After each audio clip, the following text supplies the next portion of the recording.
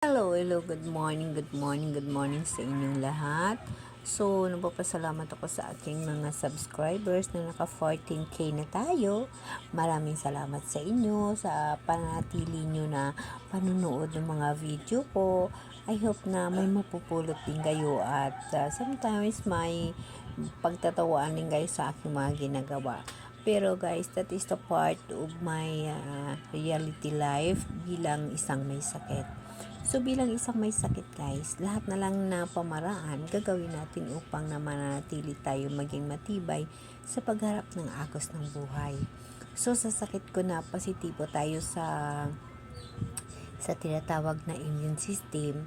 So yun ang aking nilalabanan ngayon na sana makarecover ako sa immune system ko. Yung immune system guys, isa sa sakit na yung kinakalaban mo yung sarili mo. That's why na yung mga pagkain ko ay talagang pinipili para hindi matrigger yung allergy ko. And then, of course, nakaranas na tayo ng stroke. So, isa yan guys sa mga dahilan kung bakit gusto ko isi-share yung buhay ko bilang isang recovered sa tinatawag na pagka-stroke or recovered person mula sa pagka-blood clots. Naka-recover tayo. Gusto ko ibahagi sa inyo ang nagiging buhay ko na besides sa mga sakit na nararamdaman ko at naranasan ko mismo, nanatili ho akong lumalaban at yung aking armas na pinanghahawakan ho ang pagmamahal ng aking mga anak.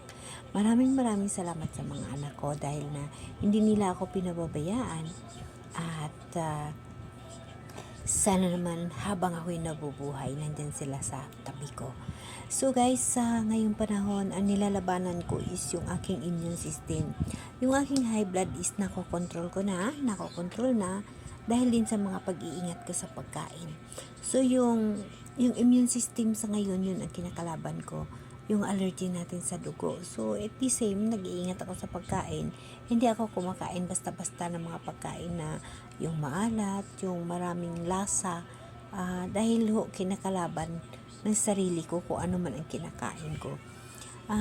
Dati akala ko ano lang yung immune system, sinasabi nila, marami din ako nakikita at naririnig dyan na may mga immune system, parang wala lang ako nun.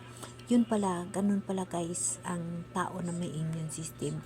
Napakasilan sa pagkain.